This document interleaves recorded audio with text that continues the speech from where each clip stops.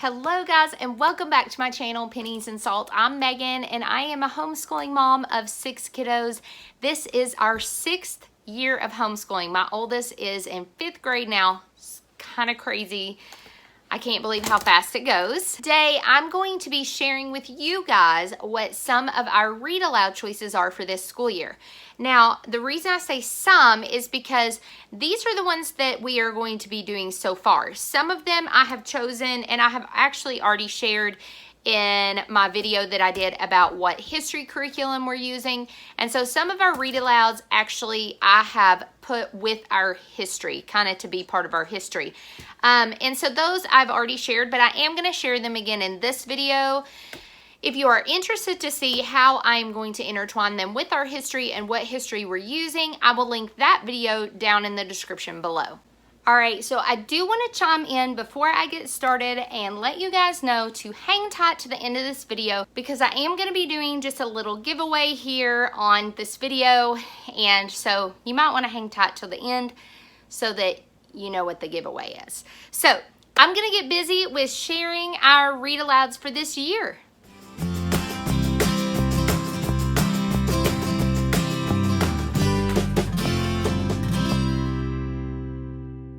So the first book, well, not the first, because technically we read one of the Tuttle Twins books first.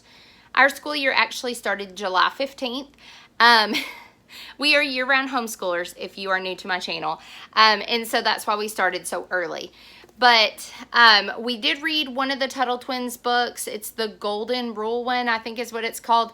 It was really good, and we will probably add some of those throughout the year. So everything that I shared today, this is not all we will be doing this year because I did want to leave room to add some things. So this is the first one I'm sharing here with you guys, and it is Strawberry Girl. So Lois Linsky, I love her books. We have a lot of her little like picture book style books as well, but we have never read this one. This is actually from a series about regional stories that she wrote, and it's basically she is writing from the perspective of what families would have experienced in different regions of the country growing up in this time period. So this one particularly is about, let's see, her name is Bertie Boyer, and she was a Florida cracker. She belonged to a large strawberry family who lived on flatwoods farms in the lake section of the state, and they raised strawberries for a living. Through the hazards of the uncertain crop, battling against dry weather and grass fires, and the roving hogs and cattle of their neighbors, Bertie dreamed of an education that would include playing the organ. In the end, she won not only the title of Strawberry Girl, but book learning as well.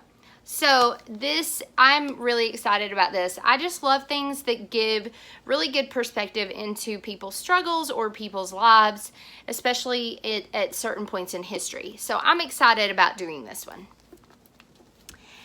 The next thing, and these are, from now on, they are in no particular order. That's just the one that we're getting ready to start, and that's why I said first up. So the next one I'm going to grab is actually Caddy Woodlawn. So Caddy Woodlawn is a real adventurer. She'd rather hunt than sew and plow than bake, and tries to beat her brother's dares every chance she gets. Caddy is friends with Indians who scare most of the neighbors who, like her mother and sisters, don't understand her at all. Caddy is brave, and her story is special because it's based on the life and memories of Carol Ryrie Brink's grandmother, the real Caddy Woodlawn. Her spirit and sense of fun have made this book a classic that readers have taken to their hearts for more than 70 years. So I'm excited about this one as well. I try to choose books that will appeal to both my boys, but also I do have 2 daughters. So, all right, so since we are studying U.S. history this year, most of our read alouds are kind of going to be like U.S. history fiction, you know, based. So the next one that I chose sounded kind of fun. It's Mr. Revere and I, and it is actually a book written about the story of Paul Revere, but it is written from the perspective of his horse. Okay, so the next book is Amos Fortune, Free Man, and this book is, I'll read the back of this one for you. These were the words of Amos Fortune, born the son of a king in Africa. When Amos was only 15 years old, he was captured by slave traders and brought to Massachusetts, where he was sold at auction. Although his freedom had been taken, Amos never lost his dignity and courage. He dreamed of being free and of buying the freedom of his closest friends. By the time he was 60 years old, Amos Fortune began to see his dreams come true. So I am super excited about reading this one. All right, so the next book that I chose is A Lion to Guard Us. And Amanda Freebold had to grow up very fast. 3 years ago, her father left for the new colony of Jamestown in America. Wait for it.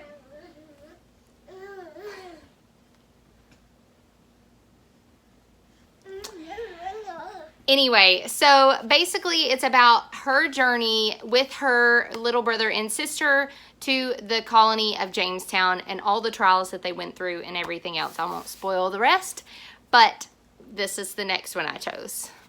All right, so the next ones I chose are actually from the Heroes of History. One of them I do have in my possession. The other one is coming in the mail. The other one I got is George Washington Carver. And so the first one is John Adams. And then the next one, like I said, is George Washington Carver. So it should be here in the mail soon. And so we are going to read those as well.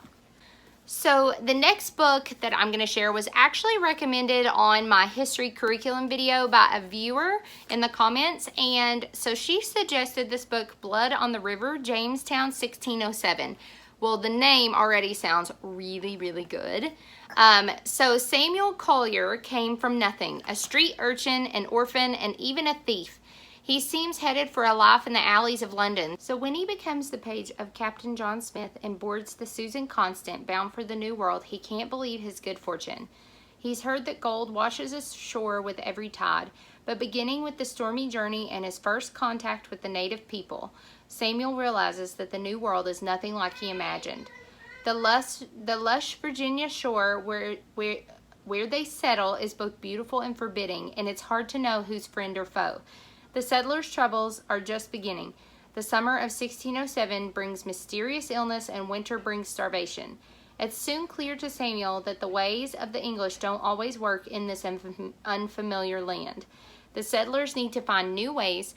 As he learns the language of the Algonquin Indians and observes Captain Smith's wise diplomacy, Samuel begins to see that he can be whomever he wants to be in this new land. So this one I'm super, super excited about. The next one that we're going to read is Pedro's Journal.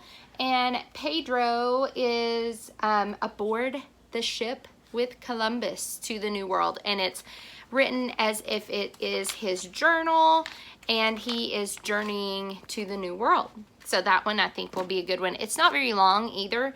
So I think that will be good especially. And this happens early on in our history. So this will be kind of earlier in the year. So somebody got a little upset because I told them no, they couldn't touch the camera. So The Sign of the Beaver is the next one. And this one actually I taught a class at our co-op. It was a novel studies class. And so this was one of the books I selected for that last year.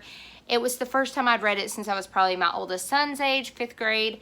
And basically it's about a boy who lives in a time where settlers are settling new parts of wilderness, and he and his father go to finish building a cabin, and his dad leaves him there alone while he goes to get his mom and sisters and bring them back to the cabin. Well, there's a lot of things that happen, and I won't go into detail on what those are, but as you can imagine, it gets quite interesting.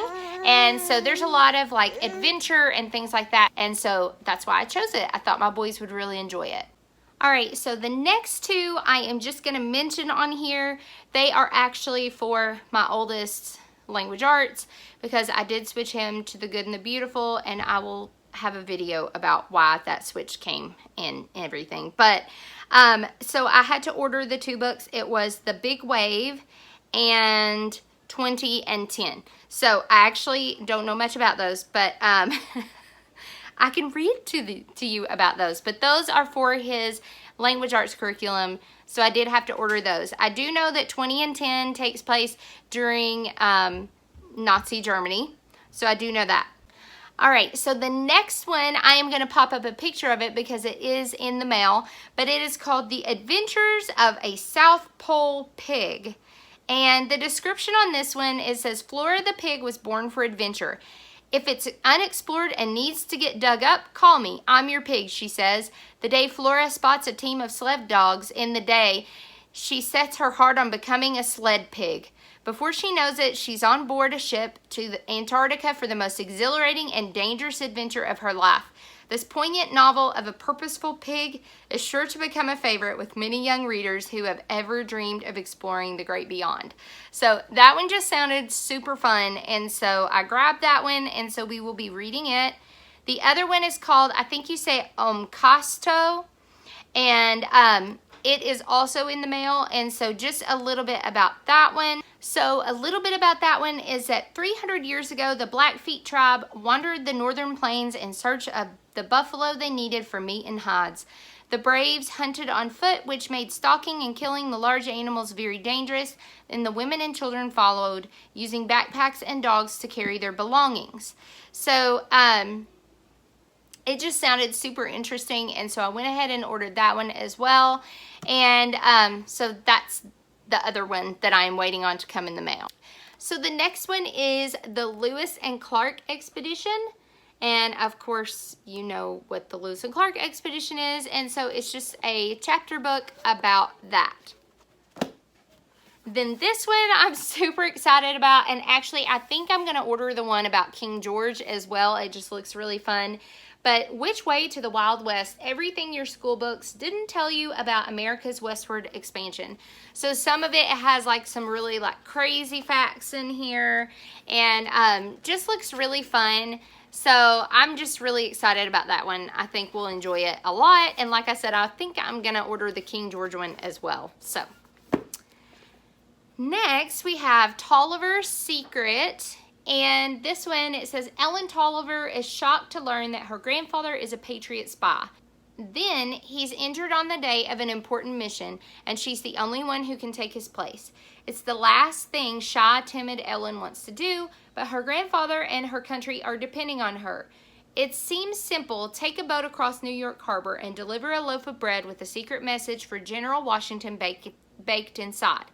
Disguised as a boy, Ellen finds courage she never dreamed she had, but things don't go as planned. First, Ellen finds herself on a boat full of British soldiers, and then she lands at the wrong town. As she faces each obstacle on her journey, Ellen wonders, will she ever get her message through, and will she ever see her family again? So that one just sounded so much fun. I love historical fiction. The next one is The Secret Valley. This is by the same author as A Lion to Guard Us.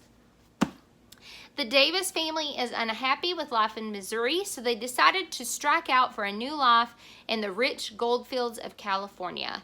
And I won't read the rest, but that's basically what it's about. I'm excited about this one as well. And then we have The Cabin Faced West. Anne Hamilton is so lonely. Her family has moved to the western frontier of Pennsylvania, and there are no friends to be found for miles around. Her family has to work hard in the garden and in the fields, and there's never time for a party. Anne wishes she could move back to her old home in Gettysburg, until one day the Hamiltons receive a surprise visit from a very important guest, and Anne realizes there's nowhere she'd rather be than in the West.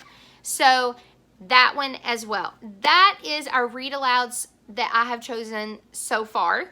Like I said, we may add a few more, and we do also add in just some fun, like more like picture book style books, just because I do have a lot of younger children, and my oldest still enjoys being read to as well. So we will be adding those in mostly from the library. So that is what we're planning so far, but we, like I said, may be adding more.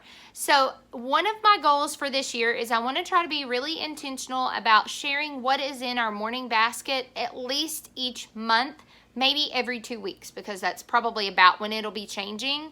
So I love morning basket videos. I like getting new ideas for new read alouds or, other materials. And so I just wanted to offer that to you guys if that is helpful to you all. So that is my plan, is to be more intentional with sharing what's in our morning basket every month at least. Now, I'm going to get to the exciting part, which is my giveaway. So in another video, I shared some of our family's favorite read alouds. There are so many to choose from. I didn't even have all of them in there. I kept thinking of other ones to add after I had already put the video out. But I did want to end this giveaway since it is a read aloud video. All right, so for this giveaway, I am giving away a copy of one of our family's favorite read alouds, and it is the Wing Feather Saga. It's actually the first book on the Edge of the Dark Sea of Darkness, Book 1. This is not a sponsored video. However, I just would love to do a giveaway. And part of the reason that I'm doing this giveaway is, number one, because it's just a great book and it's a back to school kind of thing. But also because it is a big thank you from me, because I reached 2,000 subscribers. Actually, it's a little over that at this point. There's Lily. So I want to say a huge thank you to you guys. You guys are so sweet and so kind, and I love getting to know so many of you through the comments. If you're not subscribed, I would love if you would be a part of my channel. So for this giveaway, how do you win it?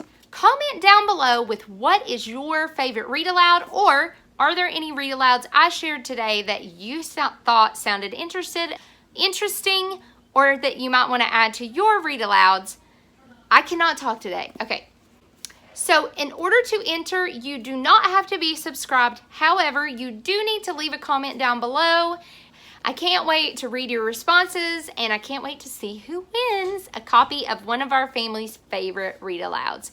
Thanks so much, guys, and I hope this video is helpful, and I will see you next time. See ya.